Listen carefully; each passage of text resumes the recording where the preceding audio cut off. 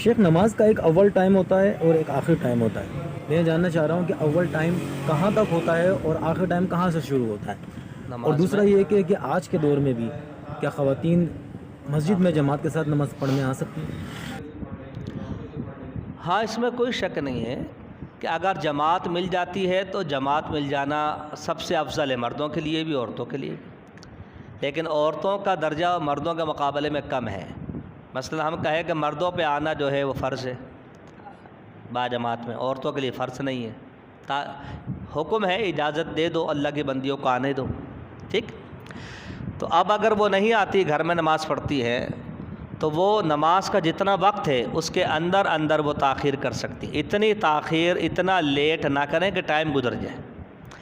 مثلا ظہر کا ٹائم 1 بجے شروع ہوتا ہے، ٹھیک ہے، یا 1:45 بجے شروع ہوتا ہے، تو یہ ٹائم تقریباً 4 بجے تک رہتا ہے آج کل. اب اس کا جو پہلا گھنٹہ ہے وہ ہے اول ٹائم. اگر 1 بجے سے آپ لگائیں تو 4 بجے تک آپ کو 3 گھنٹے ملے. تو پہلا جو 1.5 گھنٹہ ہے وہ اول ٹائم ہے. یہ ہمارا غلط فہمی ہے کہ ہم نے اپنے گھڑیوں کا اول اور آخر بنا رکھا ہے. اگر 1:15 بجے جماعت نہ ہو تو قاری عاقل صاحب کا فتویٰ لگ جاتا ہے، میاں انہوں نے نماز لیٹ کر دی. یہ فتوے کی بات ہی نہیں ہے. آپ 1 بجے پڑھیں صحیح ہے، 1:15 بجے پڑھیں صحیح ہے، 1:30 بجے پڑھیں صحیح ہے، 1:45 بھی صحیح ہے، 2 بھی صحیح ہے، 2:15 بھی صحیح ہے. اول ٹائم ہے.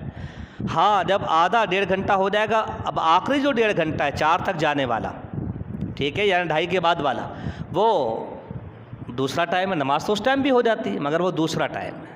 ٹھیک ہے، نماز کے 2 ٹائم ہوتے ہیں. تو لہذا ٹائم کے اندر اندر خواتین کو چاہیے کہ نماز کو ادا کر لیں، پہلے ٹائم میں ادا کر لیں، یہ سب سے بہتر ہے.